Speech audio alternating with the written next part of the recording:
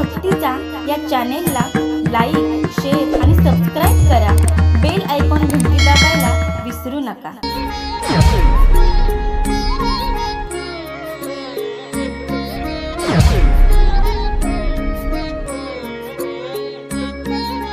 हे तो एक संता ठाई लाभ पायी उत्तम, म्हणविता त्यांचे दास पुढे आस उरेना. प्रस्तुत प्राप्त प्रसंगी कीर्तनरूपी सेवेकरता घेतलेला अभंग जगद्गुरु जगद्वंदनीय देहूचे सुप्रसिद्ध साधू वैराग्याचे मूर्तिमंत परब्रह्म असणाऱ्याने आपले सगळ्यांचे आदरणीय संत श्री तुकोबाराय आणि या तुकोबारायांच्या अभंग संहितेतील आणि 4 चरणाचा काहीतर साधूंच्या संगतीमध्ये आपल्याला काय लाभ झाला हा असणारा अनुभव सांगणारा तुकोबारायांचा अभंग सेवेकरता घेतलेला आहे. मायबापांनो, अभंगामध्ये जगद्गुरु तुकोबाराय आपल्याला असं सांगतात की जर मनुष्याने जीवनामध्ये जर कुणाच्या संगतीमध्ये राहावं, कुणाच्या आश्रयाला राहावं, तर ते कुणाच्या राहावं, तर संतांच्या राहावं.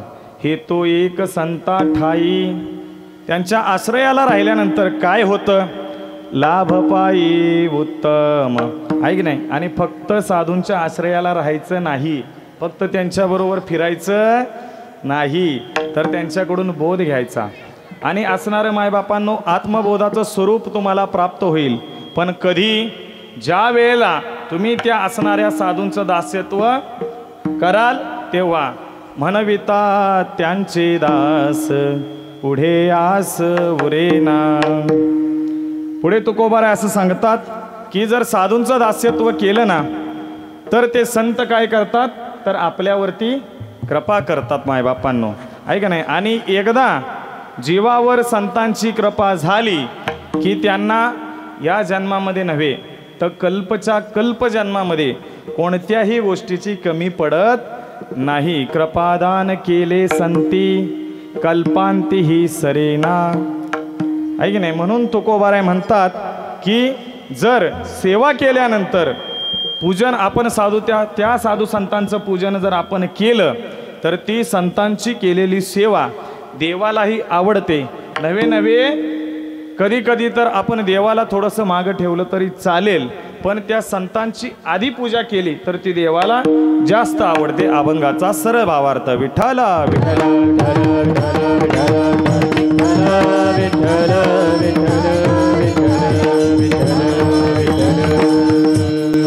अभंगाचा सरळ भावार्थ तुमच्या पुढे मांडून झालेला आहे. मायबापांनो, विस्तृत चिंतनाकडे येण्यापूर्वी अल्पसहा परिहार द्यायचा तो असा की गेली 21 वर्ष, बरं का, आपण यंदा 21व्या वर्षात पदार्पण केलेलं आहे. गेली 21 वर्ष अविरतपणे अव्याहतपणे भगवान परमात्म्याच्या कृपेनं साधू संतांच्या आशीर्वादानं आणि असणारा श्री माऊली मृदंग वारकरी शिक्षण संस्था आणि ज्ञानेश्वर माऊली हरिनाम कीर्तन सप्ताह मंडळ यांच्या संयोगानं दोघांच्या असणाऱ्या संयुक्त विद्यमाने सुरू असणारा अखंड हरिनाम सप्ताह आणि आज या सप्ताहाचं जे काय भव्य दिव्य स्वरूप झाले त्याचं संपूर्ण श्रेय हे फक्त आमचे पूजनीय गुरुजी यांना जातं. आणि या असणाऱ्या सप्ताहाच्या मांदियाळीमध्ये दरवर्षी गुरुजींचा असा नियम आहे की आपला सप्ताह आपण आपल्या मुलांना पुढं जाऊ द्यायचं, आहे की नाही. आणि त्याप्रमाणे यावर्षी या ठिकाणी माझ्यासारख्या अज्ञानी विद्यार्थ्यांना गुरुजींनी या ठिकाणी संधी दिली, त्याबद्दल मी स्वतःचं खूप महत्भाग्य समजतो आणि त्याबद्दल मी गुरुजींचे खूप खूप आभार मानतो.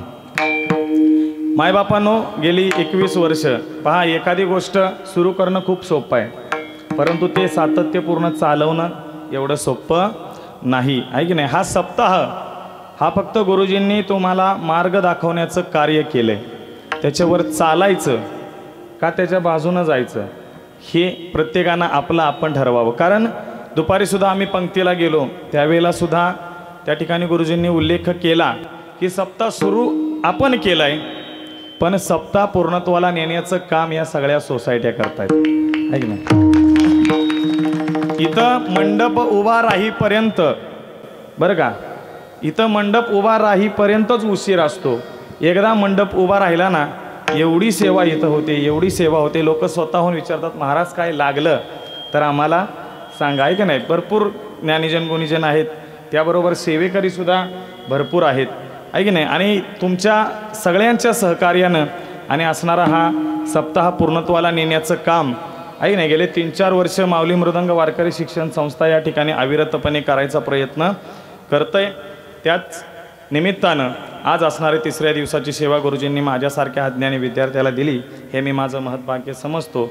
आणि वेळ येईल तसं तसं आपण पुढं नंतर चिंतनाकडे आल्यानंतर वेळेत आपलं चिंतन उरकलं तर मी प्रत्येकाचा नामानिशी उल्लेख करेन. पण इथं मला असं वाटतंय की आपण सगळे एकमेकाला ओळखतो, तुम्ही मला ओळखता, मी तुम्हाला ओळखतो, तेवढ्यामध्ये 5-10 मिनटं घालवली आहे की नाही. पुढं आपल्याला वेळ कमी पडेल, त्यापेक्षा आपण विस्तृत चिंतनाकडे येऊया. त्याच्या अगोदर या सप्ताहाकरता ज्यांनी ज्ञात अज्ञात पद्धतीने प्रत्यक्ष अप्रत्यक्षपणे ज्या ज्या भाविकांनी इथं सहकार्य केले, त्याचबरोबर इथं उभे असलेले सगळे टाळकरी माळकरी, त्यानंतर साथीला असलेले सगळेच तुम्ही, सगळ्यांच्या पायावर मी एकदा विनम्र भावाने अभिवादन करतो आणि सेवेला सुरुवात करतो. मस्तक हे पायावर, मस्तक हे पायावरी, मस्तक हे पायावरी, या वारकरी संतांच्या, या वारकरी संतांच्या, या वारकरी संतांच्या, या वारकरी संतांच्या, या वारकरी संतांच्या,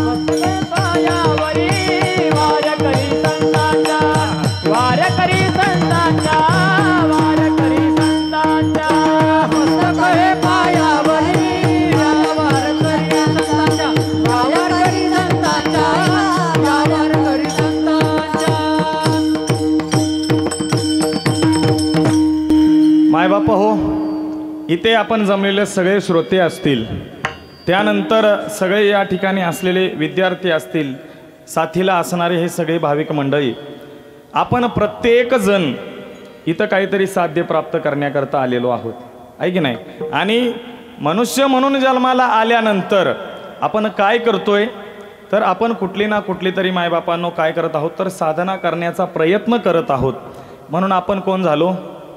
साधक झालो मायबापांनो. काहीतरी आपल्याला आपल्या आयुष्यामध्ये येऊन मिळवायचं आहे, प्राप्त करायचं आहे, हा आपला उद्देश आहे. आता कोणाला काय प्राप्त करायचं आहे हे ज्याच्या त्याच्यावरती अवलंबून आहे, परंतु प्रत्येकाला काही ना काहीतरी प्राप्त करायचं आहे आणि म्हणून आपण इथं आलेलो आहोत.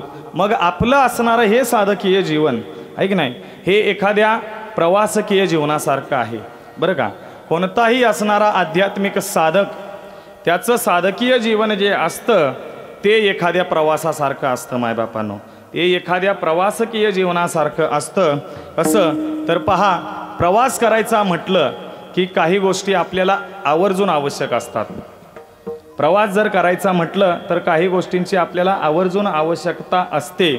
त्याचप्रमाणे एखाद्या विशिष्ट प्रकारची साधना जर करायचं म्हटलं ना तरीही आपल्याला काही गोष्टींची जाणीवपूर्वक आवश्यकता असते. कसं ते तुम्ही लक्ष द्या. हे पहा, प्रवास जर करायचं बोललो तर आपल्याला 2 गोष्टी महत्त्वाच्या लागतात. पहिली गोष्ट म्हणजे मार्ग सोपा असावा, रस्ता सोपा असावा. आता जर समजा आपल्याला अमुक एखाद्या ठिकाणी जायचं असेल तर तिकडे जात असताना आपण काय करतो, पहिल्यांदा मोबाईलमध्ये मॅप शोधतो आणि मॅपवर बघतो की कोणत्या रस्त्यानं मी जर गेलो तर मी लवकर पोचेन, कोणत्या रस्त्यानं मी जर गेलो तर मी विदाऊट ट्रॅफिकचं जाईन, कोणत्या रस्त्यानं मी जर गेलो तर तो मार्ग माझ्यासाठी सोपा असेल, तो मार्ग माझ्यासाठी बिना अडथळ्यांचा असेल.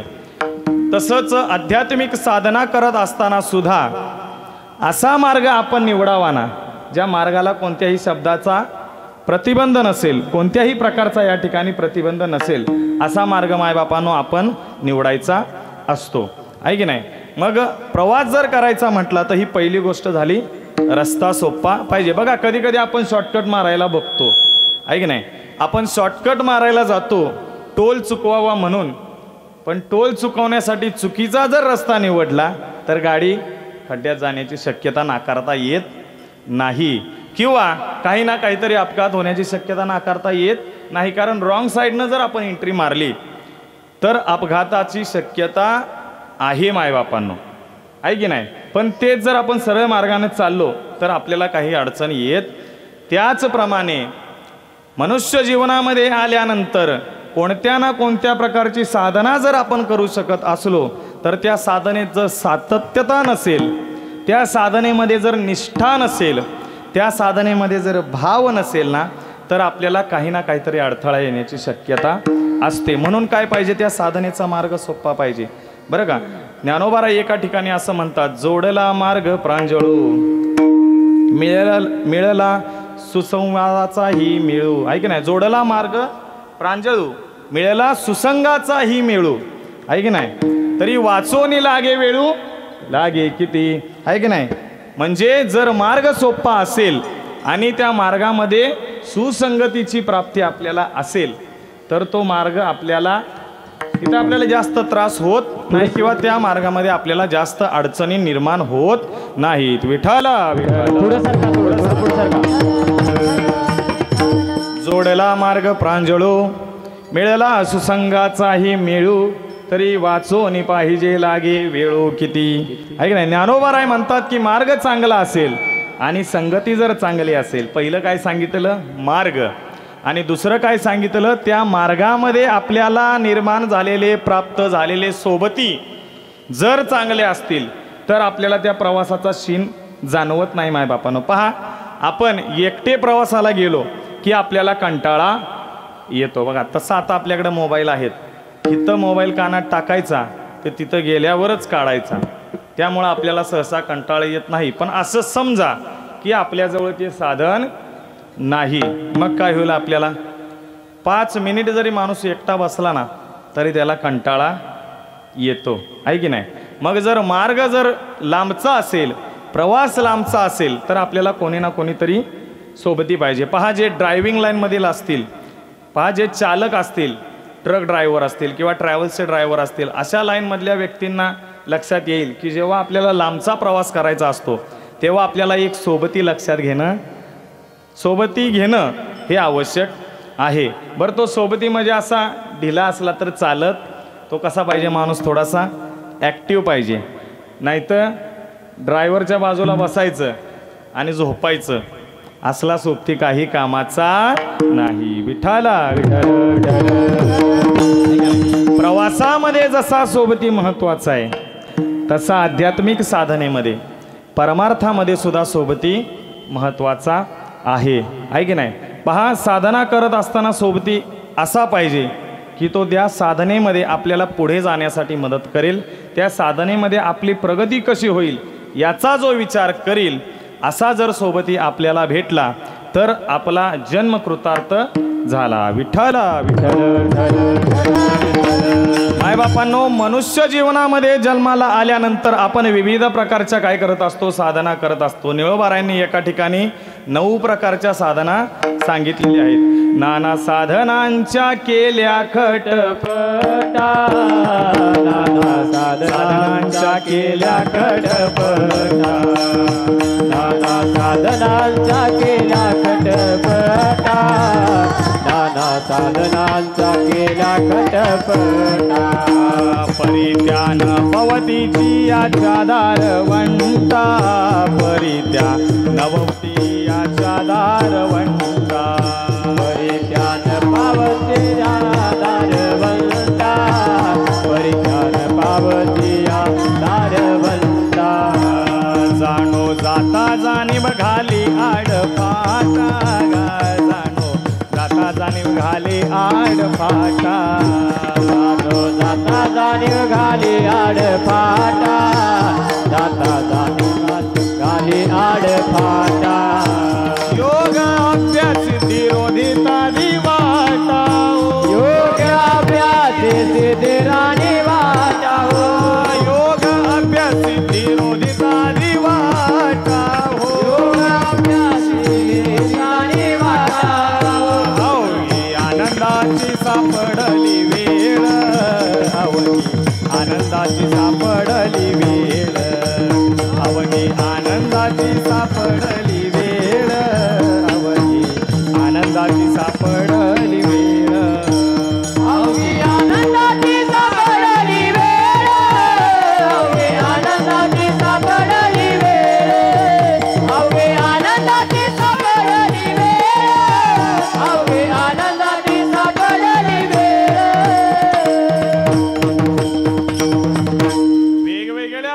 ज्ञानाच्या साधना सांगितलेल्या आहेत. नाना साधनांच्या केल्या खटपटा, परी त्या नभोपवती हो याच्या दारवंटा.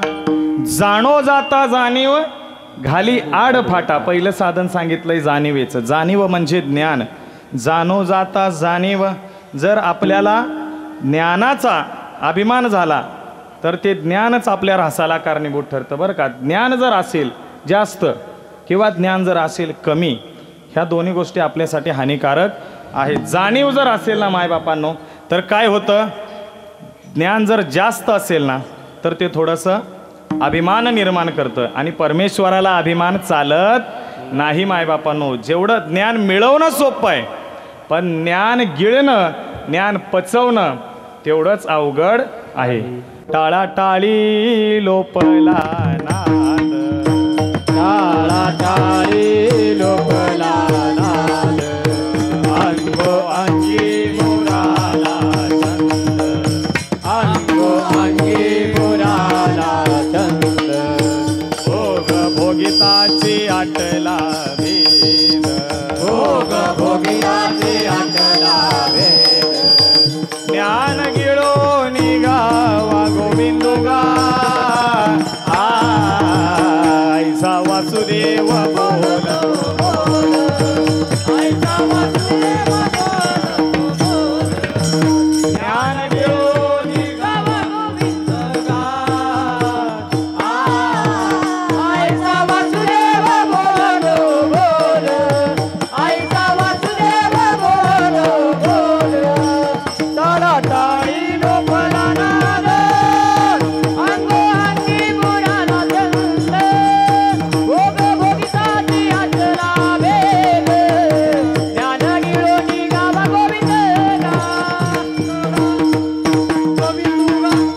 टाळाटाळी लोपला नाद, अंगो अंगी मुराला छंद, भोग भोगिताची आटला भेद, ज्ञान गिळोनी गोविंद गा. या अंडरलाईन दिस सेंटेन्स. हे वाक्य फार महत्वाचं आहे बरं का. ज्ञान गिळोनी गावा गोविंद गा. भजन करता आलं पाहिजे बरं का, पण मला चांगल्या चाली म्हणता येतात या गोष्टीचा अभिमान नसला आहे की नाही. वाजवता आलं पाहिजे पण मीच सगळ्यांपेक्षा चांगलं वाजवतो असा अभिमान नसला पाहिजे. कारण ज्ञान आहे ना मायबापांनो, हे ज्ञान कुठं ना कुठं तरी आपल्या रासाला कारणीभूत ठरतं. काय होतं, जोपर्यंत माणसाला काही कळत नसतं ना तोपर्यंत तो भोळ्या मनानं भक्ती करत असतो. पण जेव्हा कळायला लागतं आहे की नाही, त्या वेळेला ज्यानं आपल्याला शिकवलंय त्याच्या सुद्धा उरावर बसायला कमी करत विठाला विठाला ज्ञानोबा एका ठिकाणी सांगतात, नवल अहंकाराचे गोठी विशेष न लगे अज्ञानाच्या पाठी, ते झोंबे सज्ञानाच्या कंठी नाना संकटी नाचवी. आहे की नाही. नवल अहंकाराचे गोठी विशेष न लगे अज्ञानाच्या पाठी. ज्याला काही कळत नाही ना त्याच्या मागं हे ज्ञान लागत नाही, पण ज्याला जास्त कळतं त्याच्या मागं अहंकार येतो. पहा, ज्ञान येताना एकटं येत नाही, अहंकार सोबत घेऊन यायला. मग आपल्याला काय करायचं असतं तर ते ज्ञान पचवता आलं पाहिजे. मग ज्ञान आला, ज्ञान मार्ग आला की प्रतिबंध आला. माझा मुद्दा काय आहे तो लक्षात ठेवा बरं का. आपण वेगवेगळ्या प्रकारची साधनं बघतोय बघा. एकदा तुमचं लक्ष तिथनं पुढचं तुम्हाला काय महाराज काय ओरडतोय काय बोंबलतोय काही समजणार. म्हणून चिंतन थोडंच करायचं आहे की नाही. थोडंच वाटीभर खायचं, चमचमीत खायचं. म्हणून लक्ष देताना थोडं काळजीपूर्वक ऐका मायबापांनो. पहा, ज्ञान आला की त्याला प्रतिबंध करायला अहंकार आला. अशा वेगवेगळ्या प्रकारचे मायबापांनो जाणो जाता जाणीव घाली आड फाटा. आहे की नाही. योग सिद्धी अभ्यास रोधितादी योग असेल आहे की नाही तर त्यानं अजून आणि काहीतरी मायबापांनो विरोध त्या ठिकाणी निर्माण होतो. वायाची उपाधी धर्म, वायाची उपाधी धर्म, वायाची उपाधी धर्म, वायाची उपाधी धर्म,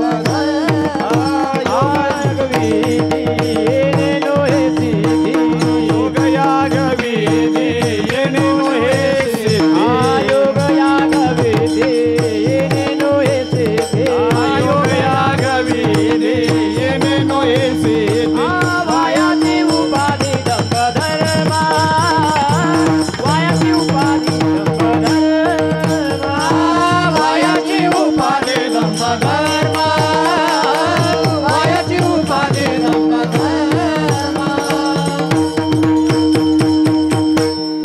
आहे हरिपाठामध्ये सांगतात, योग याग विधी येणे नोहे सिद्धी वायाची उपाधी दंभधर्म. म्हणजे योग मार्गात सुद्धा अडथळा आहे, योग मार्गात सुद्धा निर्बंध आहे की नाही. करिता तीर्थाटने अहंकाराची प्राप्ती आहे की नाही. वेगवेगळे मार्ग आहेत, पण त्या प्रत्येक मार्गावरती काही ना काहीतरी आपल्याला आहे की नाही.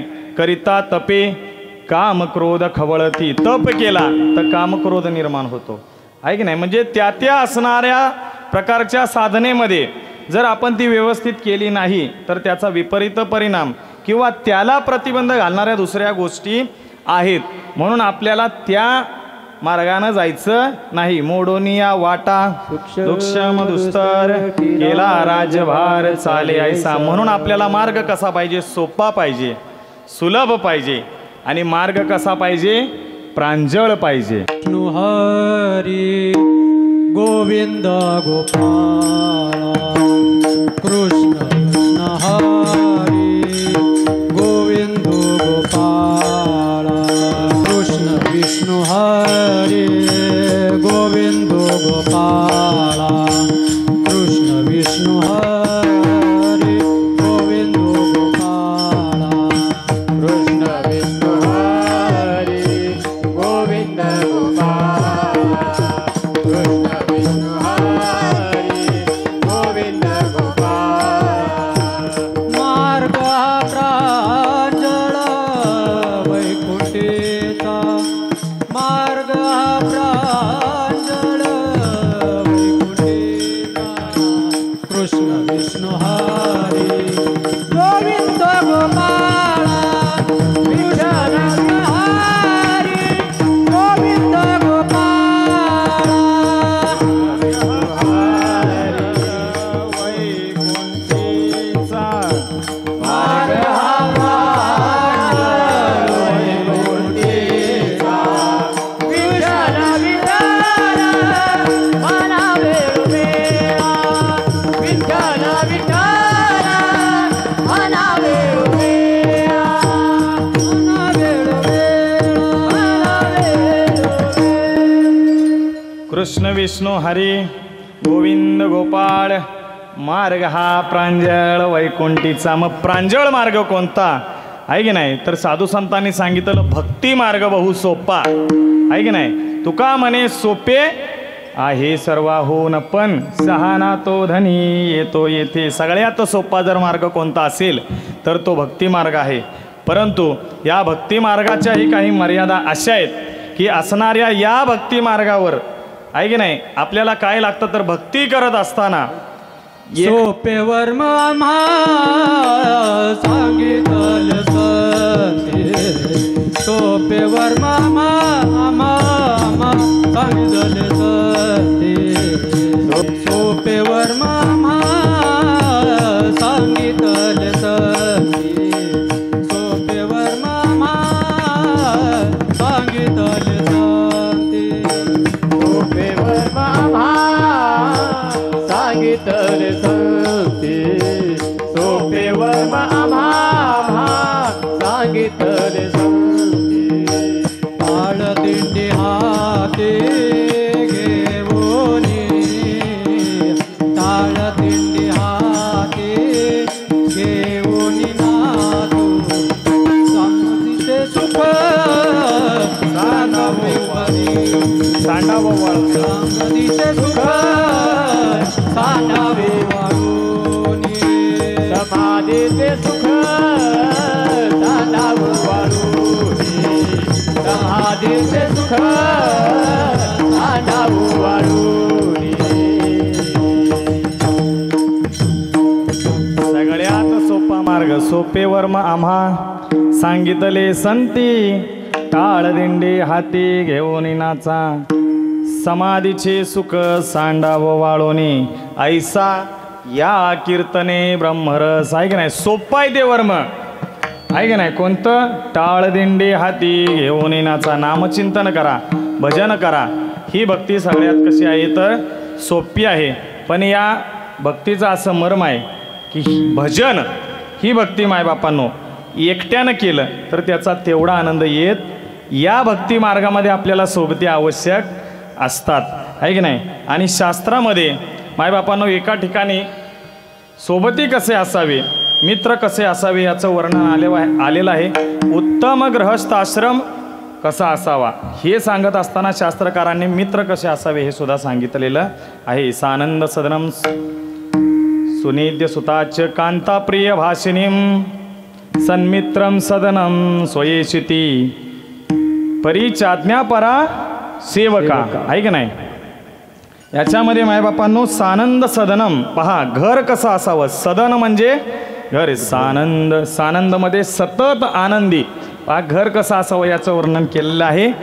घरामध्ये शांतता असावी, घरामध्ये स्वच्छता असावी, अंगणामध्ये सडा संवर्जन केलेलं असावं, तुळशी वृंदावन असावं बरं का. आणि त्या घरामधून सतत हरिनामाचा जयघोष येत असावा. पहा स्वच्छता ही भगवान परमात्म्याला फार आवडते. मग ती बाह्यरंगाची असो की अंतरंगाची असो. म्हणून घरामध्ये जर स्वच्छता असेल ना तर त्या ठिकाणी वैष्णव येतात, आणि ज्या ठिकाणी वैष्णव येतात त्या ठिकाणी संत येतात मायबापांनो, आहे की नाही. जरा वाजवायचे असले तर जोरात वाजवा, म्हणजे मला बी बरं वाटतं. विठाला विठाला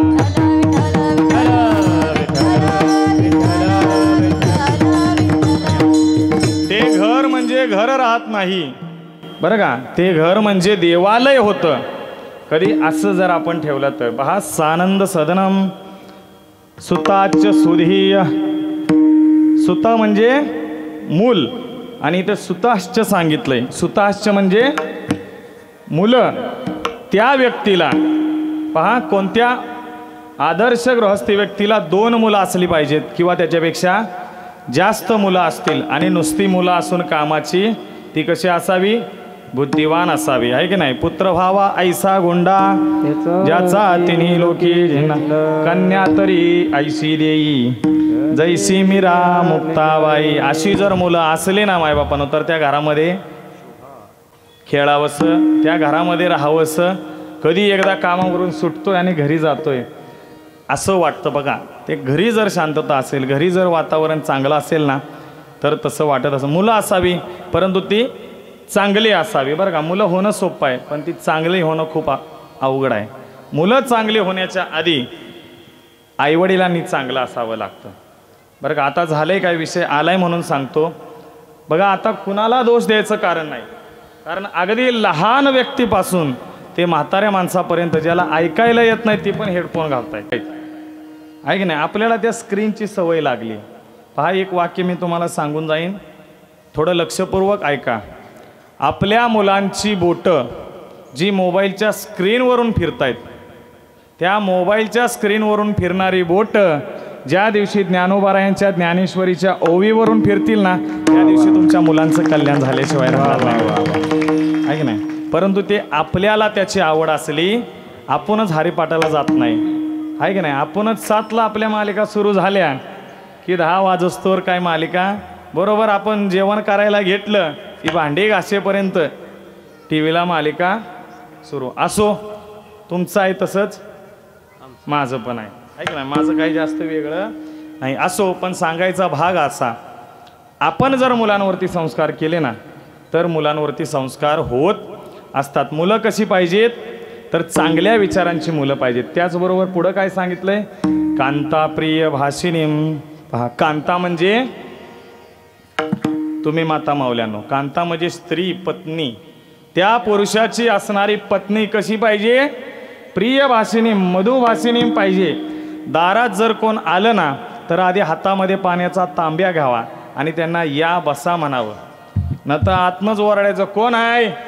म्हणजे त्या माणसाला बाहेरूनच, आम्हाला येतो कधी, आता आम्ही वर्गणीला फिरत होतो ना, लय अनुभव याचे असे. असो, आता ते इथं सांगण्यासारखे नाहीत आणि तेवढं आपल्याकडं वेळ पण नाही. पण स्त्री ही कशी असावी, पहा, आपला पती किती जरी रुष्ट असला बरं का, पतिव्रतेच्या जन्माला आल्यानंतर काय महत्त्वाचं आहे हे मी तुम्हाला सांगतोय. आपला पती किती जरी रुष्ट असला, आपला पती किती जरी वाईट असला आणि आपला पती किती जरी खडूस असला तरी तो आपल्यासाठी परमेश्वरच आहे बरं का. एक वेळ भगवंताची भक्ती नाही केली तरी चालेल, पण जी पतिव्रता आपल्या पतीची भक्ती करते ना, पतीची सेवा करते ना, तिला काय देव सुद्धा घाबरतो, आहे की नाही? पण आता आपल्याला काही देव घाबरणार, कारण तुमचा देव ऑलरेडी तुम्हाला घाबरतो. विठ्ठल विठ्ठल विठ्ठल विठ्ठल प्रिय वासिनी, पहा पुढचं महत्वाचं आहे, सन्मित्रम सधनम. बरं का, इथपर्यंत आपल्याला यायचं आहे, कारण आपल्या अभंगाचा जो भाग आहे तिथपर्यंत. जास्त काय मी बाहेरचं फालतू सांगत बसणार नाही मायबापांनो. सन्मित्रम सधनम म्हणजे त्याला मित्र असावे, आणि ते कसे असावे? सन्मित्र असावे, चांगले मित्र असावे. सधनम म्हणजे श्रीमंत मित्र असावे. विठ्ठल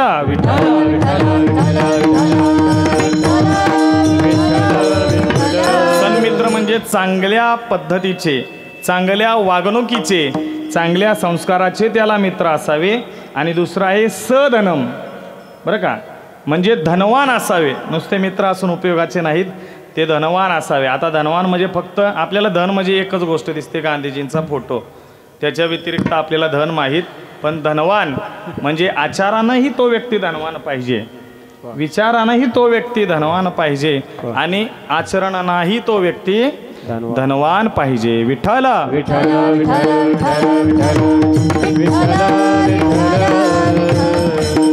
नाही. पहा, सन्मित्र सगळं काय भेटेल, पण चांगली संगत भेटणं फार अवघड आहे मायबापांनो, बरं का. त्याच्यासाठी आधीच्या जन्माचं पुण्य असावं लागतं. त्यावेळेला आपल्याला चांगले मित्र, चांगले सोबती, चांगले संगती त्या ठिकाणी प्राप्त होत असतात. त्याशिवाय ते शक्य नाही. कारण काय आहे ना, आपलं चरित्र पहा, इथून पुढचं 10 मिनटं थोडं एकदम लक्ष देऊन ऐका. आपलं चरित्र जे घडत असतं ते आपण ज्यांच्यासोबत उठतो, बसतो, फिरतो त्या मित्रांबरोबर. आईवडील आपल्याला सांभाळतात कधीपर्यंत? जास्तीत जास्त 10वीपर्यंत, 8वी 9वी 10वीपर्यंत. आपल्याला जोपर्यंत बाहेरच्या दुनियेतलं काही कळत नसतं तोपर्यंत संस्कार देण्याचं काम आईवडिलांचं आहे, बरं का. परंतु आपण एकदा का घरातून बाहेर पडलो तर आपल्याला बाहेर जास्त आपण कोणाबरोबर राहतो? मित्र परिवाराबरोबर राहतो. म्हणून आपले मित्र चांगले असणे गरजेचं आहे, बरं का. पहा, आपण जर दारुड्यांची संगत केली, लक्ष देऊन ऐका, आपण जर जीवनामध्ये दारुड्या व्यक्तींची संगत केली तर एक ना एक दिवस, बरं का, आपलं तोंड त्या दारूच्या बाटलीला लागल्याशिवाय राहणार नाही. पण त्याच जागी आपण जर अशा माळकऱ्यांची आणि अशा वारकऱ्यांची संगत केली तर मरेपर्यंत एकदा तरी गळ्यामध्ये तुळशीची माळ आल्याशिवाय राहणार नाही मायबापांनो. आणि संगत करायचीच आहे ना, पहा, नशा करायचाच आहे ना, तर तो कुठला करायचा हेही तुम्हाला सांगतो, बरं का. व्यसनच करायचं आहे. बघा, अनेक प्रकारची व्यसनं आहेत, पण त्या व्यसनामधून काय आहे? आपलं नुकसान आहे की नाही? दारू पिली, एकदा पिली, बॉटल संपली की त्याचे पैसे वाया, आणि हे तेवढ्या क्षणापुरतं सुख असतं, परंतु ते अनंत काळाचं दुःख असतं हे आपल्याला कळत नाही. पिणारा तेवढ्या पुरता पितो, मला माहिती नाही, पण असं आमच्या ऑफिसमध्ये वगैरे बाहेरही मला बऱ्यापैकी अशी सगळ्या माणसांबरोबर संपर्क ठेवायला, महाराज लोकांना कोणाशी वाईट राहून चालत नाही, सगळ्यांना सांभाळून घ्यावं. मग असेही ओळखीचे असतात. मग 1-2 जणांना मी कुतूहलानं विचारलंय की बाबा का तुम्ही एवढं त्याच्या नादाला लागलाय, आहे की नाही? महाराज म्हणतो, एकदा पिलं ना की सगळं विसरायला होतं, आहे की नाही? किती उशीर? सकाळपर्यंत. म्हणून व्यसनच करायचं असेल ना, मी तुम्हाला सांगतो कुठलं व्यसन करा. व्यसन जर करायचंच असेल, वो जाम ही क्या पीते हो दोस्तों, वो जाम ही क्या पीते हो दोस्तों, रात को पियोगे तो सुबह उतर जाएगी. वो जाम ही क्या पीते हो दोस्तों, रात को पियोगे तो सुबह उतर जाएगी. अगर पीना ही है तो हरि नाम का प्याला पियो, सारी जिंदगी सवर जाएगी, सारी जिंदगी सवर जाएगी. दारू गांजा मत पियारो, अक्कल गुम हो जाती है. अपने पदों का दाम खर्च कर, मुंह में मिट्टी आती है. जो मोले मदिरा पिवोने ठाये, तो तेने मदनाचे गाये. देहवंत देह विसरून जाये, वस्त्र आहे नाही स्मरेना. भागवतात वर्णन आलंय कसं असतं ते दारुड्या व्यक्तीचं स्वरूप. तो कुठं झोपतोय, कुठं लोळतोय, त्याच्या अंगावर कपडे आहेत की नाही याची सुद्धा शुद्ध नसते. जीवनामध्ये आल्यानंतर काही करा, पण हे असले भंगार व्यसन करू नका. बरं का, मी खरं सांगतो, व्यसनी बनायला हिंमत लागत नाही. व्यसनी लोकांमध्ये राहून निर्व्यसनी राहायला दम लागतो. त्याला रक्त खानदानी पाहिजे, रक्त. बरं का, तरच ते शक्य होतं. नाही तर ते आजकाल बघा, एक काळ असा होता बरं का, ज्या वेळेला आम्ही लहान होतो ना, त्यावेळेला क्वचित एखादा व्यक्ती बरं का, आणि असं जर जो पिणारा असेल किंवा व्यसनी असेल त्याच्याकडं लोक वाईट नजरेनं बघायची. बघा, बदल मी सांगतो तुम्हाला, पिढी दर पिढी कसा बदल होत जातो. त्या काळामध्ये जो व्यक्ती व्यसन करत असेल त्याच्याकडं वाईट नजरेनं बघितलं जायचं. आता 10-12 जणांच्या गोळक्यामध्ये जो निर्व्यसनी आहे ना, तर बाबा ह्याला कसलंच व्यसन नाही, हा जगतो कसा, म्हणून त्याच्याकडं नवल करून बघितलं जातं. पण काही महाराज नाही. पहा, इथं आल्यानंतर आपल्याला घर आठवत आहे का? हे व्यसन आहे. हे माणसाला नाद एकदा लागला ना आयुष्यभर तुटत नाही. बरं का, पहा, जीवनामध्ये माणसानं 2-3 गोष्टीचा अनुभव जरूर घ्यावा. बरं का, मरेपर्यंत हिंदू धर्मातल्या प्रत्येक व्यक्तीनं मरेपर्यंत एकदा आळंदीला आणि पंढरपूरला जावं. जगातली तुम्ही इतर कुठलीही तीर्थक्षेत्र करा, पण सगळ्या तीर्थक्षेत्राचं सार जे माझ्या पांडुरंग परमात्म्याच्या चरणावर आहे आणि माझ्या ज्ञानोबारायांच्या चरणावर आहे. बघा, तुम्ही कुठंही जा, तिथं गेल्यानंतर आपल्याला देवाच्या पायाला हात लावायचा अधिकार नाही, पण माझ्या भगवान परमात्म्याला साधू संतांनी मिठी मारली आहे की नाही? नामा म्हणे जीवे करीन लिंबलोन विटे सहित चरण ओवाळीन, आहे की नाही? सदा माझे डोळे जडो तुझे मूर्ती रखुमाईचे पती, आहे की नाही? एवढा देव की तुका म्हणे काही न मागो अनेक तुझे पायी सुख सर्व. का? त्या पायाला मिठी मारायला भेटली म्हणून. इतर तुम्ही कुठंही जा, मी काय कुठल्या तीर्थक्षेत्राला नाव नाही ठेवत, पण आपल्याला लांबूनच दर्शन घ्या. मध्ये एक बॅरिगेट टाकलेलं असतं, तिथनं आपला देवापर्यंत हात पोचत, पण माझा पांडुरंग 28 युगांपासून उभा आहे. तुमचं आमचं दुःख ऐकायला उभा आहे की नाही? म्हणून जर सुखाची प्राप्ती पाहिजे असेल, माझ्या पांडुरंग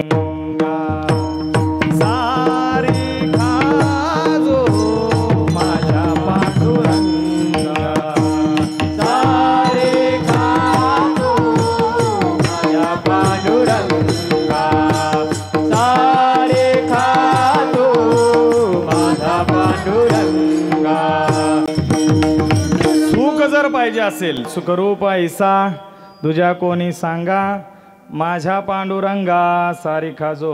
पंढरपूरला जा, नाहीतर सर्व सुखाची लहरी, आहे की नाही? ज्ञानोबारायांच्या चरणावरती काय आहे? सुख आहे. पहा, एकदा त्या आळंदीमध्ये जाऊन आणि असणाऱ्या ज्ञानोबारायांच्या समाधीवरती मस्तक ठेवायचं. आयुष्यभर कुठल्या गोष्टीची कमी आपल्याला पडत नाही, कारण विश्वाची माऊली आहे ती. बरं का, ज्यावेळी जीवनामध्ये सगळे मार्ग आपल्यासाठी संपले असं आपल्याला वाटेल ना, त्यावेळेला आळंदीमध्ये जायचं. एक दरवाजा ज्ञानोबारायांनी तुमच्या आमच्यासाठी उघडा करून ठेवला. आळंदीला जाऊ ज्ञानेश्वर डोळा पाहू, पाहू रे चला आळंदीला जाऊ ज्ञानेश्वर डोळा पाहू. आळंदीला जाऊ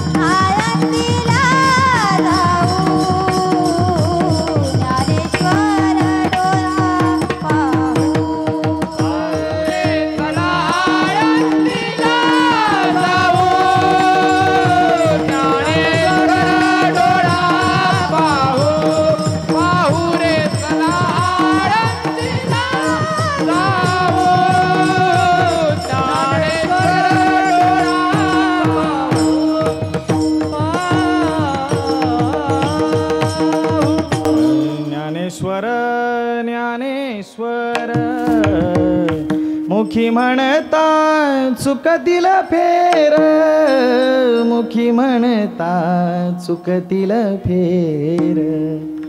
ऐक नाही, आळंदीला जावं, पंढरपूरला जावं, या भक्ती मार्गाचा अवलंब करावा, ऐक नाही, पण तो कोणाच्या आश्रयानं करावा, तर त्या साधू संतांच्याच आश्रयानं करावा, तर आपल्याला लाभ होतो असं तुकोबाराय पहिल्या चरणात सांगतो.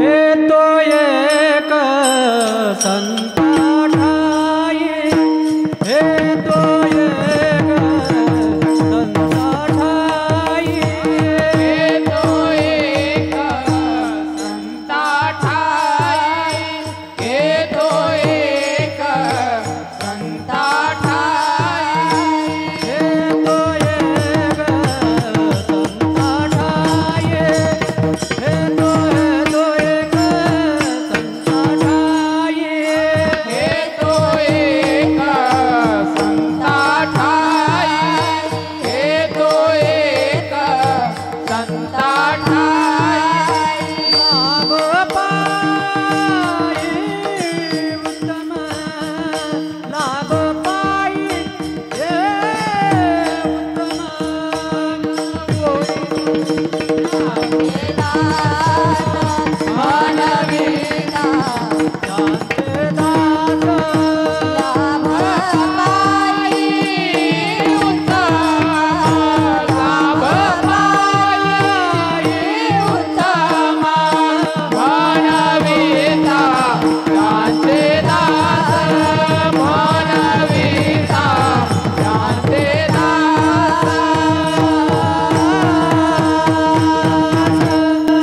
हे तो एक संता ठाई लाभ पायी उत्तम. बरं का, शब्द लक्षात ठेवा.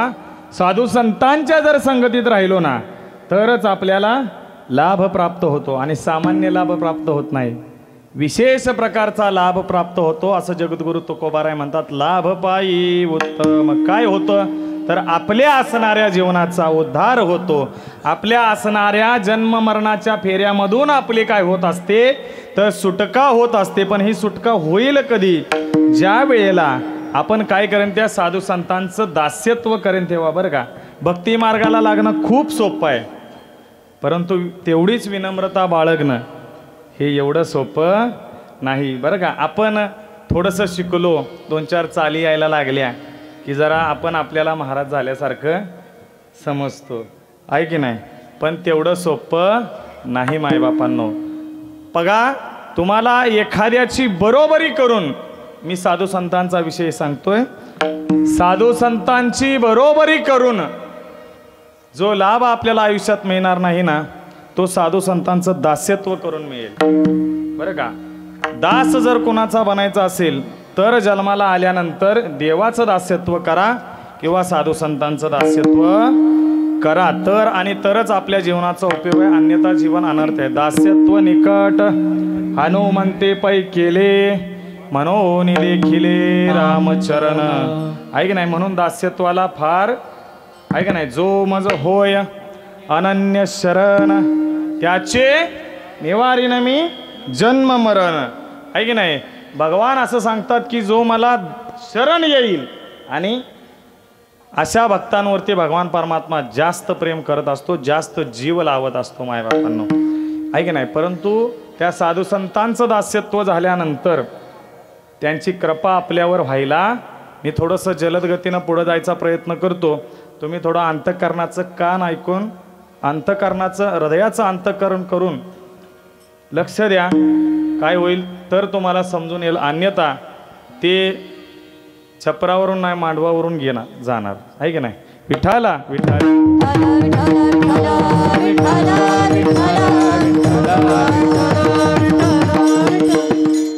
शास्त्रामध्ये 4 प्रकारच्या कृपा सांगितलेल्या आहेत. कोणत्याही प्रकारची साधना करत असताना त्या साधकावर 4 कृपा महत्त्वाच्या आहेत. पहिली आहे अंतःकरण कृपा, दुसरी आहे शास्त्र कृपा, तिसरी आहे ईश्वर कृपा, आणि चौथी आहे संत कृपा. मायबापांनो, बघा एक एक करून आपण जाऊया. पहिली आहे अंतःकरण कृपा. आपल्या स्वतःच्या अंतःकरणाची, आपल्या मनाची, आपल्या स्वतःची आपल्यावर काय झाली पाहिजे, पहिली कृपा झाली पाहिजे, आहे की नाही? आपल्याला स्वतःला वाटलं पाहिजे चला सप्ताह सुरू आहे, हरिपाठाला जाऊया, चला सप्ताह सुरू आहे, कीर्तन ऐकायला जाऊया. पण चला आपल्याला तेवढाही वेळ नाही आहे ना. सप्त्यामध्ये भाविक येतात, अन्नदान होतं, काहीतरी अन्नदानाला हातभार लावूया, आहे की नाही? बघा इथं दान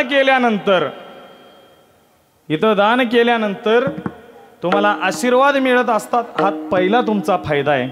पण इथं केलेल्या दानामुळं तुम्ही घरी जे कमवलेलं दान आहे ते शुद्ध होत असतं, हा दुसरा फायदा आहे बरं का. हस्तो पवित्र यदि दान पुण्यो, वाणी पवित्र यदि नाम घोष, आहे की नाही? पाद पवित्र यदि तीर्थयात्रा, हृदय पवित्र यदि ब्रह्मनिष्ठा, आहे की नाही? पायाने जर भगवंताच्या दाराची वाट चालली तर ते पाय पवित्र होत असतात. हाताने जर दान केलं ना तर तुमचं धन शुद्ध होत असतं. म्हणून जिथं जिथं भगवत कार्य चालू असेल तिथं तिथं दान हे करायला पाहिजे. असो, आपला विषय कुठं चालला होता? काय चाललं होतं आपलं? बोला. दान करायला पाहिजे. तू सांग की मग तुला कशाला उभा केलाय, आहे की नाही? आपला विषय चालला होता 4 प्रकारच्या कृपा. पहिलीच चाललेली अंतकरण कृपा, आहे की नाही? आपल्या स्वतःच्या मनाला वाटलं पाहिजे महाराज, आहे की नाही? कायमी उद्धार पावे, काय कृपा करील नारायण, काय कृपा करील नारायण, ऐसे तुम्ही सांगा संत जन, ऐसे सांगा तुम्ही संत जन. करा समाधान चित्त माझे, माझे सोयीतले कैये खंडाई, करा समाधान चित्त माझे, काय खंड येईल धर्म, काय खंड येईल धर्म. काय मी उद्धार पावेन, काय कृपा करील नारायण, ऐसे तुम्ही सांगा संत जन, करा समाधान चित्त माझे. मी जन्माला आल्यानंतर आहे मी कोण, करावा विचार, म्हणे ज्ञानेश्वर निवृत्तीचा, ऐक नाही? मला काय करायला पाहिजे, मी जन्माला कशासाठी आलोय आणि मी करतोय काय, हा माणसानं विचार केला ना अंतःकरण कृपा व्हायला जास्त वेळ लागत नाही. बरं चला, दुसरी काय सांगितली? शास्त्र कृपा. ही सुद्धा फार महत्त्वाची आहे. भक्ती करत असताना ज्या मार्गावरून, ज्या साधनेवरून आपल्याला जायचं आहे बरं का, त्या असलेल्या साधनेची आपल्याला माहिती पाहिजे असेल, त्याचं जर ज्ञान पाहिजे असेल तर त्याबद्दलचं शास्त्र अवगत होणं गरजेचं आहे. उदाहरणार्थ ही मृदंग एक प्रकारची भक्ती आहे बरं का. हा जर वाजवायचा असेल तर फक्त दुसऱ्याचा ऐकून तो आपल्याला वाजवता येत. तो ढोल आणि ताशा एक वेळ आपल्याला दुसऱ्याचा ऐकून वाजवता, पण हे सात्विक वाद्य आहे, चर्मवाद्य आहे बरं का. ह्याच्यातून जीव निर्माण करायचा आणि तो दुसऱ्याला ऐकवायचा हे एवढं सोपं. बघा त्या ध्वनीमध्ये जीव आहे. प्रत्येक बोलाला अक्षर आहे. का अक्षर आहे? कारण ते भगवंताचं स्वरूप आहे म्हणून ते अक्षर आहे. त्याच्यासाठी त्याचं शास्त्र माहीत असणं गरजेचं. नाही तर बरेच विद्यार्थी क्लासला येतात, आहे का नाही, दागिनत्तावर सुरू करतात, ते दागिनत्तावरच थांबतात. विठ्ठल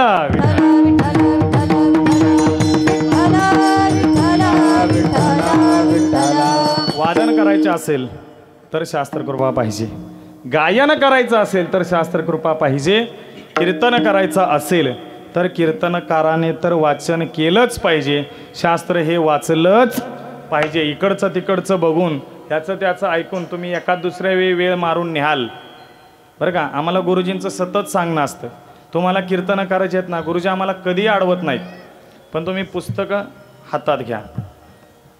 कीर्तनकाराने किमान दिवसातनं एकदा तरी ज्ञानेश्वरी उघडावी, ज्ञानेश्वरीच्या पाया पडावं आणि ज्ञानेश्वरीच्या 4-5 ओव्या वाचल्याच पाहिजेत. तर ज्ञानोबारायांचं तुकोबारायांचं नाव घ्यायचं ऐक ना, आता मी इथं कोणाची व्यक्तिगत निंदा नालस्ती करत नाही, परंतु आपण ज्यांच्यामुळं आपली भाकरी चालते, ज्यांच्यामुळं समाज आपल्याला सन्मान देतो, बघा इथं आल्यानंतर हे पूजन होतं, हे भव्य दिव्य स्वागत होतंय, कोणाची पात्रता आहे? पण ज्ञानोबारायांनी ते आपल्याला दिले, तुकोबारायांनी, साधू संतांनी हाल अपेष्टा झेलल्या, त्यांना त्यावेळेला मिळालं नाही. ज्ञानोबारायांना, तुकोबारायांना जे त्यावेळेला सन्मान मिळाला नाही, हा आम्हाला मिळतो. याचं कारण म्हणजे आपल्या गाळ्यामध्ये असलेली माळ आहे. हिच्याकडे बघून लोक आपल्याला संत समजतात. अरे आपण पंढरपूरवरून दर्शन घेऊन आलो, तो लोक आपल्या पाया पडतात का? आपण देवाला भेटून आलो, पण तिथं आपण भेटून कसं मधीच शिरलोय का कोणाला ढकललंय बाहेर हे आपल्याला माहिती असतं. असं सांगायचा भाग असा, शास्त्रकृपा गरजेचं आहे बरं का. कुठलीही जर विद्या शिकायची असेल तर तिचं शास्त्र अवगत होणं गरजेचं आहे. तदनंतर आहे ती संत कृपा किंवा ईश्वर कृपा बरं का. त्याचबरोबर ईश्वराची आपल्यावर कृपा होणं गरजेचं आहे. पहा, आपल्याला शास्त्र माहीत झालं, त्याचं ज्ञान झालं, आपल्या अंतःकरणामध्ये मुमुक्षत्व निर्माण झालं की भगवंत मला भेटावा ही वृत्ती आपली तयार झाली. पण ती झाली तरी जोपर्यंत भगवंताचा आशीर्वाद मिळत नाही, भगवंताचा कृपाशीर्वाद आपल्यावर होत नाही, तोपर्यंत ते सहज शक्य. मग त्याला जर आळवायचं असेल तर काय करायला पाहिजे? त्याला जे आवडतं ना, बघा एक आदर्श पत्नी काय करते? आपल्या पतीला जे आवडते ते त्याला खायला घालते. बघा, स्त्रीने चांगलं जेवण बनवलं ना तर पुरुष दिवसभर कंटाळलेला असते, याचा शीन सगळा निघून, नाही तर कामावरून कंटाळून यायचं आहे की नाही, आणि जेवणच चुकीचं बनवायचं बरं का. काय होतं मग त्या माणसाची चिडचिड होत असते. हे उदाहरण दिलं बरं का. त्या पद्धतीनं मायबापांनो बघा, आपल्या जर आवडीचा स्वयंपाक नसेल तर तो आपला पती आवडीनं खातो का? नाही, आहे का नाही. हा भगवान परमात्मा आहे का नाही. पतिव्रते जैसा भ्रतार प्रमाण आम्हा नारायण तैशा परी. मग या भगवंताला जे आवडेल आहे का नाही, आवडे देवासी तो ऐका प्रकार नामाचा उच्चार रातंदीन. काय आवडतं त्याला? तुळशी माळ गळा, गोपी चंदन टिळा, हृदय कळवळा वैष्णवांचा. सोपी सोपी साधनं सांगितले. आषाढी कार्तिकी पंढरीची वारी, साधन निर्धारी आन नाही. आणि काय सांगितलं? एका जनार्दनी ऐसा ज्याचा तो देवा परम पूज्य जगी. देवाला तो भक्त काय होत असतो? आवडत असतो. त्याच्यावर काय करत असतो? ईश्वर कृपा करत असतो आहे की नाही. ज्याला मिळवायचं आहे त्याची कृपा आपल्यावरती झाली बरं. फक्त ईश्वर कृपा झाली म्हणजे ईश्वर आपल्याला मिळत नसतो. पहा, ईश्वराची जर कृपा करून घ्यायची असेल तर संतांची कृपा आपल्यावर व्हायला पाहिजे, आणि संतांची जर आपल्यावरती कृपा व्हावा असं वाटत असेल तर ईश्वराची कृपा आपल्यावर व्हायला पाहिजे आहे की नाही. एक छोटासा दृष्टांत देतो आणि तुम्हाला पुढे घेऊन जातो मायबापांनो. पहा, नामदेवरायांना परमेश्वर भेटला होता बघा. आपल्या सगळ्या संत मांदियाळीमध्ये नामदेवराय असे आहेत ज्यांनी अखंड आयुष्यभर काय केलं? परमेश्वराची काय केली? सेवा केली. अगदी लहानपणापासून किती सेवा केली आहे का नाही. नामदेवा हाती दूध प्याला आहे की नाही. नामदेवांनी जेवण भरवावं आणि मगच देवानं जेवावं आहे की नाही. काय झालं याचं कुठं ना कुठं तरी असं मला देवाचं सख्य लाभलंय याचे कुठं ना कुठं तरी त्याच्या मनामध्ये काय झालं? थोडंसं नामदेव महाराजांच्या मध्ये अहंकार प्राप्त झाला. मी सांगतोय कशासाठी? जीवनात संत भेट, जीवनात गुरुची भेट किती गरजेची आहे हे मी सांगतोय मायबापांनो. पहा, एकदा त्या ठिकाणी संत सभा भरली असताना, आता इथं काही ठिकाणी हा म्हणजे पाठभेद आहे. काही जणांचं असं मत आहे की ही संत सभा पंढरपुरात भरली, काही जणांचं असं म्हणणं आहे की ही गोरोबा काकांच्या घरी भरली, काही जणांचं असं म्हणणं आहे की ही आळंदीमध्ये भरली. आपण आळंदीमध्ये भरली असं गृहीत धरूया. आळंदीमध्ये मायबापानं त्या ठिकाणी संत सभा भरली आणि त्या संत सभेमध्ये काय झालं तर देवाला बोलावणं आलं. मग देवाची त्या ठिकाणी काय झालं? आता एवढी लाईन लागलेली दर्शनाला की पांडुरंगाला वेळ नव्हता. पांडुरंगाला सांगितलं, नामदेवा जा जरा साधूंच्या संगतीमध्ये जा, तुला गरज आहे संतांच्या संगतीची. नाही, नको देवा, मला तुझ्याशिवाय करमत अरे जा बघ ती तू माझी किती भक्ती करतात, तू जसं माझ्यावर प्रेम करतोस ना तसंच ते ज्ञानोबाराय माझ्यावर प्रेम करतात, तसंच ते गोरोबा काका, ते निवृत्ती दादा, सोपान काका, ते मुक्ताई माझ्यावर प्रेम करत असते, बघ जा एकदा, तुला आनंद वाटेल त्यांना भेटून. ज्ञानोबाराय नामदेव महाराज त्या ठिकाणी आले. आल्यानंतर पहा, एखादा महात्मा आला तर आपण त्याला उठून अभिवादन केलं पाहिजे. आणि या नियमाप्रमाणे पंढरीच्या लोका नाही अभिमान, पाया पडे जन एकमेका. ऐक नाही, पहिले ज्ञानोबाराय उठले आणि ज्ञानोबारायांनी काय केलं, साष्टांग हे करी दंडवत घातला. बघा, ज्ञानोबाराय पाया पडले नामदेव महाराजांच्या. नामदेव महाराज काय परत पाया पडले का? कुठं तरी थोडासा अहंकार होता की बाबा मी देवाचा सगळ्यात लाडका भक्त आहे, आहे का नाही. कुठं ना कुठं तरी मनामध्ये थोडंसं ना थोडीशी त्याची जाणीव होती. आणि तेच कच्चं मडकं चांगलं भाजायसाठी या ठिकाणी परीक्षा नामदेवांची. आणि नामदेवराय तिथं आले, निवृत्तीनाथ पाया पडले, तरीसुद्धा परत पाया पडले नाही. बघा, पाया पडणाऱ्या व्यक्तीला आपल्या कोण कोण पाया पडलं ह्याच्याकडे ध्यान नसतं, पण आपल्या नेमकं कोण पाया नाही पडलं ह्याच्याकडे त्याचं चांगलं लक्ष असतं. त्यानं पाहिलं सगळे संत येऊन पाया पडले, परंतु मुक्ताई काय पाया पडली नाही, आहे की नाही. ज्ञानोबाराय म्हणतात, अगं मुक्ताई उठ जा, नामदेव महाराज आले तिच्या पाया पड, आहे की नाही. त्यांच्या पाया पड, पंढरपुराहून आलेत, भगवंताच्या चरणाजवळून आलेत, जा त्यांच्या पाया पड, आहे की नाही. दादा मी त्यांच्या पाया पडणार नाही, आधी अभिमाना दूर करा, आहे की नाही. काय करा, आधी त्यांचा अभिमान दूर करा. अगं तसं बोलायचं नसतं. नामदेव महाराजांना राग आला, एवढीशी मुलगी आहे की नाही, आणि मोठा भाव सांगतो त्याचा ऐकत नाही, आहे की नाही. त्यांना थोडासा राग आला. निवृत्ती दादा म्हणाले, मुक्ताई जा पाया पड. आता दादा सांगतायत तरी मुक्ताईनं ऐकायला पाहिजे होतं, पण मुक्ताई ऐकली नाही. मुक्ताई काय म्हणाली, का रे अहंकार गेला नाही, का रे अहंकार गेला नाही, का रे अहंकार गेला नाही, का रे अहंकार गेला नाही. अखंड जयाला देवाचा शेजार, अखंड जयाला देवाचा शेजार, अखंड जयाला देवाचा शेजार, अखंड जयाला देवाचा शेजार. का रे अहंकार गेला नाही, का रे अहंकार गेला नाही. का रे अहंकार गेला नाही, का रे अहंकार गेला नाही. एवढी वर्ष यांनी देवाची सेवा केली, परंतु हे कसे राहिले, कच्चेच राहिले. बरं, आता कच्चे राहिले म्हणले, अजून नामदेव महाराजांना राग आला. मग काय करायचं, तर गाडग्याची परीक्षा करायची ठरवली. थोडंसं फास्ट जाऊया आता आपण. आणि आता गाडग्याची परीक्षा करायची तर कोण पाहिजे, तर कुंभार पाहिजे. काकाचे उत्तर खरे मानू म्हणून गोरोबा काकांना सांगितलं, थापाटणं घ्या आणि परीक्षा करा. पहिलं निवृत्तीदादांच्या माथ्यावर थापाटणं मारलं, आहे की नाही. प्रवृत्ती नाम निवृत्ती, ज्यांची प्रवृत्तीपासून सुटका झालेली आहे ते निवृत्ती, आहे की नाही. आणि थापाटणं मारताच आत्मबोधाचा अनुभव प्राप्त झाला. ज्ञानोबाराय, आहे की नाही, तेजपुंज ज्ञान उतरलं. ज्ञानोबारायांच्या डोक्यात थापाटणं मारल्यानंतर सगळ्या संतांच्या डोक्यावरती पटापट पटापट थापाटणं मारलं, आहे की नाही. आणि शेवटी शेवटी शेवटी नामदेव महाराजांचा नंबर आला आणि नामदेव महाराज घाबरले. त्यांना वाटलं मला मारणार नाही, आपली पहिचान म्हणजे देवाबरोबर आपली ओळख आहे ना आपल्याला, हां असं त्यांना वाटलं. परंतु गोरोबा काकांनी जसं थापाटणं मारलं तसं ओरडत ओरडत ओरडत नामदेवराय तिथून धूम ठोकली. ते डायरेक्ट भगवान परमात्म्याच्या मंदिरामध्ये सगळे चिडवायला लागले, नामा कच्चा रे कच्चा नाही गुरु का बच्चा, आहे की नाही. म्हणाले, देवा तू म्हणलास त्या साधू संतांच्या संगतीचा, बघ ते मला किती चिडवतायत. देवा मला हे नाही आवडलं, देवा मी कच्चा आहे का रे.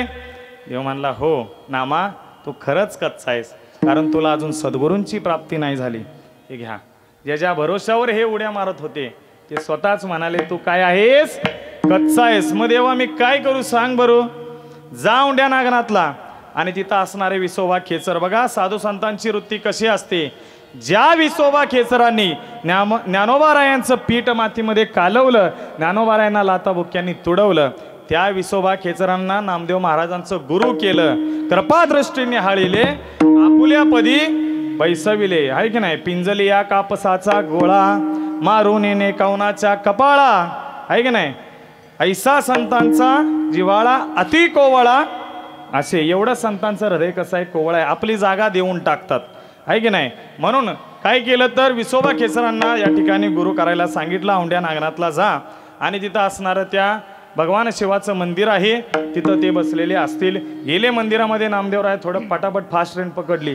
गेले पाहतात तर काय, आणि वृद्ध असणाऱ्या अशा ठिकाणी आपले त्या ठिकाणी विसोबा खेचर झोपलेले आहेत. आणि त्यांचा पाय कशावर आहे, पिंडीवर आहे ना. उठी उठी प्राण्या आंधळा तो काय, पाय पिंडीवरी ठेवी याला. माणसा पण नाही म्हणले, काय म्हणले नामदेव महाराज, अरे प्राण्या उठ, पाय का पिंडीवर ठेवलायस. मग ते असणारे विसोबा खेचर म्हणाले, मला माझा पाय उचलता येणार नाही, अंगामध्ये अजिबात ताकद नाही, उठा आणि उचला आणि बाजूला ठेवा. जिथं पाय उचलावा आणि ठेवावा तिथं शिवलिंग निर्माण. जिथं पाय ठेवावा तिथं शिवलिंग निर्माण. कळालं की ही साधं सुद्धा व्यक्तिमत्व नाही. शरण गेले सद्गुरूला. तेव्हा कळालं की सद्गुरू काय असतो. आहे का नाही. आणि आपल्या जीवनामध्ये बदल घडवलं, आपली नवीन ओळख निर्माण केली. नामा म्हणी खेचर पायी ओळख झाली सर्वा ठाई. बरं आता यांना गुरुचा अनुरोध प्राप्त झालाय का, बोध प्राप्त झालाय का. देवानं परीक्षा घ्यायचं ठरवलं. देवानं वेगवेगळी रूपं बदलली. एकदा नामदेव महाराज काय तर देवाला नैवेद्य घेऊन जात असताना हातामध्ये एका ठिकाणी भाकरी आणि तुपाची वाटी, आणि भगवान परमात्म्यानं कुत्र्याचं स्वरूप घेतलं. मागून पळत पळत आला आणि हातातली भाकरी घेऊन पळाला. नामदेव महाराज त्याच्या मागनं पळाले. अरे देवा थांब, पळू नको, थांब, पळू नको, नुसत्या कोरड्या भाकऱ्या खाऊ नको, तुपासोबत भाकऱ्या खा. बघा गुरुची प्राप्ती झाल्यानंतर हा अनुभव असतो. देव सुद्धा हसायला लागले. हो तव हसून श्वान बोले, तव हसून श्वान बोले, हो नाम्या हे तुझ कैसे कळले, नाम्या हे तुझ कैसे कळले. तव हसून श्वान बोले, तव हसून श्वान बोले, नाम्या हे तुझ कैसे कळले, नाम्या हे तुझ कैसे कळले. तव हसून श्वान बोले, नाम्या हे तुझं कैसे कळले. येरू म्हणे खेचरे उपदिशले, सर्वा ठाई विठ्ठल. आहे की नाही. आणि सद्गुरूंची आयुष्यामध्ये प्राप्ती झाली. पहिल्या 3 कृपा नाही झाल्या तरी चालतील, पण संत कृपा ही जन्मांमध्ये आल्यानंतर मनुष्यावर व्हायला पाहिजे. गुरुकृपा ही माणसाच्या जीवनावरती व्हायला पाहिजे. एकदा का त्या संतांची कृपा झाली, कृपादान केले संती, कल्पांती ही सरेना 3रं चरण. कृपादान केले संती, कृपादान केले संती. म्हणून संतांची कृपा झाल्याशिवाय देव मिळत नाही, आणि देवाची कृपा झाल्याशिवाय संत मिळत नाही. मायबापांनो, तुम्हालाही आपल्या जीवनामध्ये आल्यानंतर जर देवाची कृपा व्हावी असं वाटत असेल, संतांची कृपा व्हावी असं वाटत असेल, तर एकदा त्या भगवंताचं भजन करा. विठोबा वरती चिंतन मांडण्याचा प्रयत्न केलेला आहे. मी सांगितला असाच या अभंगाचा अर्थ असेल असं माझा अजिबात ग्रह नाही, परंतु माझ्यावर असलेली ज्ञानोबारायांची तुकोबाराय करून आदी करून संतांची जी काही कृपा आहे, गुरुजींनी माझ्यावरती जी काही कृपा केली आहे, त्याचबरोबर जीवनामध्ये आल्यानंतर पहा, 2 मिनटं तुमची घेतो, पण ती घेणं गरजेचं आहे.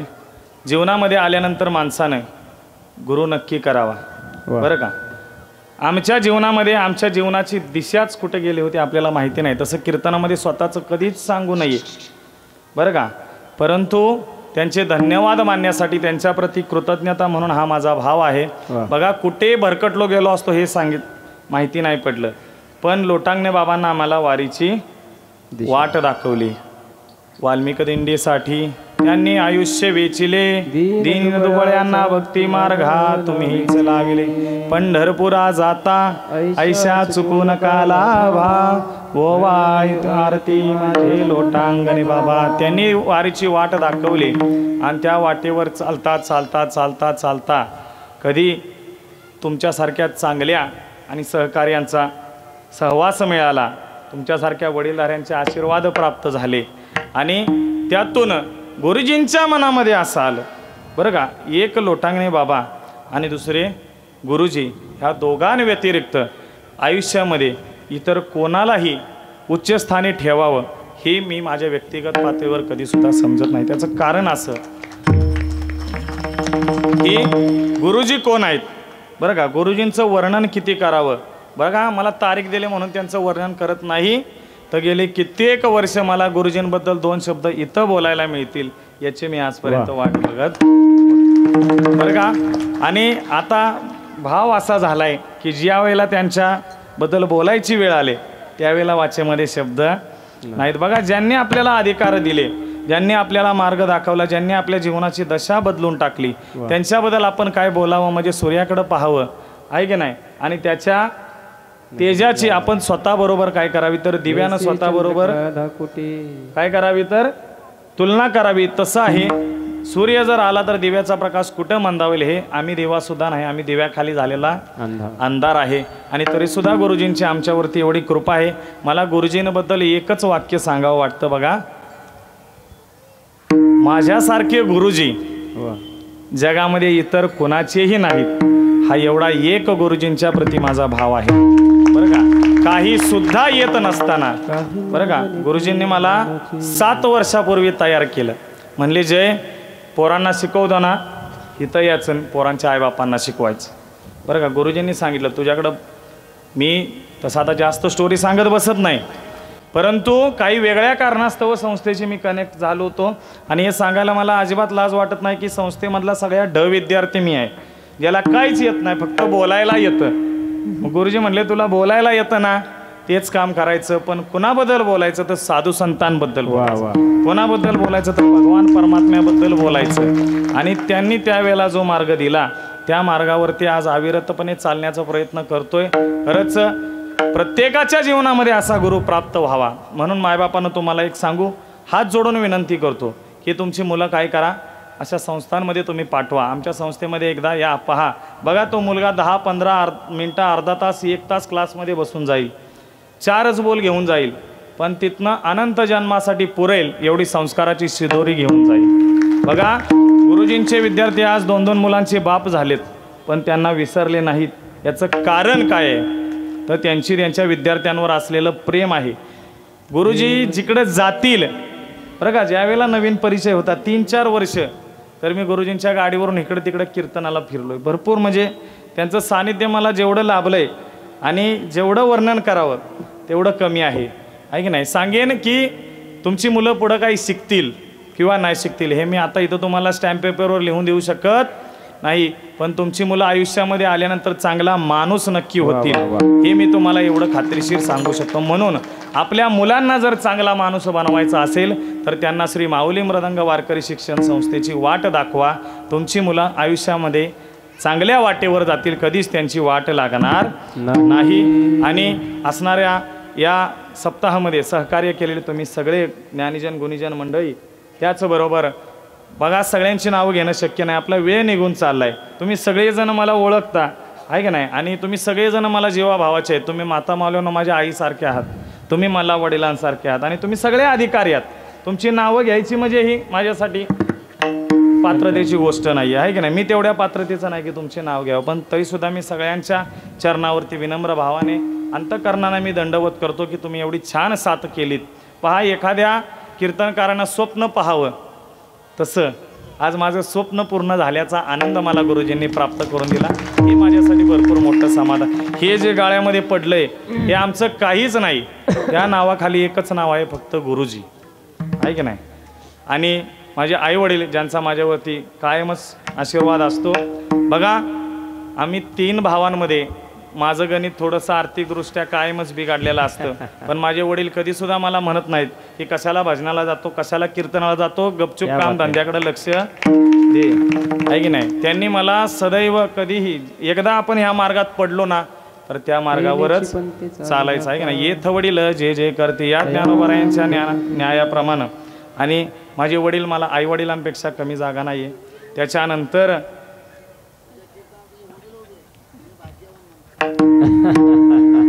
त्याचबरोबर ही सगळी गुणीजन मंडळी बघताय ना, सगळीच असतील ही. प्रत्येकजण अप्रत्यक्ष प्रत्यक्षरित्या मला काही ना काहीतरी शिकवून गेलाय. ह्या सगळ्या जणी बघा सप्ताह न्यायचा म्हणजे आम्ही फक्त फ्रंटला दिसतो, ही लय उड्या मारतायत, चांगली चांगली कपडे घालून शायनिंग मारतायत, आहे की नाही, असं दिसतं. परंतु खरी मेहनत यांची आहे बरं का. इथं रांगोळ्या काढायचं हे तुम्हाला उद्या रीलला बघायला भेटतं, यूट्यूबला बघायला भेटतं आमच्या मोहन महाराजांच्या छंद भक्ती या चॅनलला, बरं का. बघा आपण इतरत्र सगळ्याच ठिकाणी व्हिडिओ पाहतो किंवा काय, ते व्हिडिओ पाहिल्यानंतर आपली आत्मउन्नती होईल असं आपण खात्रीशीर सांगू शकत नाही. परंतु छंद भक्तीचा या यूट्यूब चॅनलवरती आपण जर गेलो तर त्यातली कीर्तन ऐकून आपल्या जीवनाचा उद्धार नक्की होईल असे आमचे प्रिय मित्र हरिभक्तीपरायण मोहन महाराज जाधव आजही आमच्या विनंतीला मान देऊन येत आले. त्यांचं करावं तेवढं कौतुक थोडं आहे. आणि त्याचबरोबर शेवटी साऊंड सिस्टम, एवढी सुंदर साऊंड सिस्टम बघा, जेवढं आपल्या मंडपाला आणि जेवढं इथं असलेल्या लोकांना गरजेचं आहे, अगदी सुंदर पद्धतीनं सचिन दादा दरवर्षी त्यांची सेवा देत असतात. एकदा या सगळ्यांसाठी तुम्ही सगळ्यांनी जोरदार टाळ्या. आणि तुमच्या जीवनातला वेळ घेण्याचा मला अधिकार नव्हता, तरीसुद्धा मी तुमची 5-10 मिनटं एक्स्ट्रा घेतली, त्याबद्दल पुन्हा क्षमा मागतो. एकदा या सगळ्यांसाठी तुम्ही